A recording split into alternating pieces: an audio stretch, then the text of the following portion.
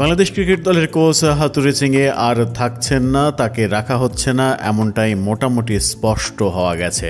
Board president খোলাসা না করলেও এখন এটা দিনের আলোর মতো সত্য যে ফারুক আহমেদের বোর্ড হাতুড়ি সিংকে রাখছে না। বাংলাদেশ ক্রিকেট কন্ট্রোল বোর্ডের সঙ্গে চুক্তি রয়েছে আরও ৬ মাস। মেয়াদ পূর্তির আগেই চাকরি হারাতে পারেন টাইগার কোচ, এমনটাও ধারণা করছেন অনেকে। মিরপুরে বিসিবি সভা শেষে এক প্রশ্নের জবাবে বোর্ড সভাপতি ফারুক আহমেদ জানিয়েছেন, এখনও হাতুড়ের চুক্তির মেয়াদ ৬ মাস বাকি রয়েছে।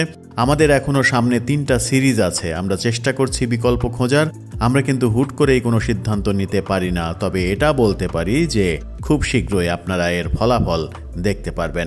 হাতুড়ি সিংয়ের সঙ্গে বিসিবির চুক্তি আগামী বছরের ফেব্রুয়ারিতে অনুষ্ঠিতব্য চ্যাম্পিয়ন্স ট্রফি পর্যন্ত। বিসিবি যদি তার আগেই তাকে বিদায় করতে চায় তাহলে চুক্তি অনুযায়ী ক্ষতিপূরণ হিসেবে হাতুড়ি সিংকে ৩ মাসের বেতন দিতে হবে। সেই বিষয়টি মাথায় রেখে আপাতত কোনো কঠিন সিদ্ধান্ত নিতে যাচ্ছে না বোর্ড, এমনটাও জানা গেছে।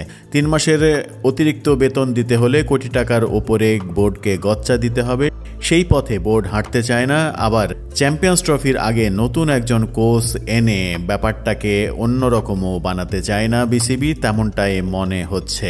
অবস্থা দৃষ্টে মনে হচ্ছে চুক্তি পর্যন্ত টিকে যাচ্ছেন হাতুড়ি সিংয়ে, তবে শেষ পর্যন্ত বাংলাদেশ দলের সঙ্গে ফেব্রুয়ারির পরে আর তার থাকা হচ্ছে না।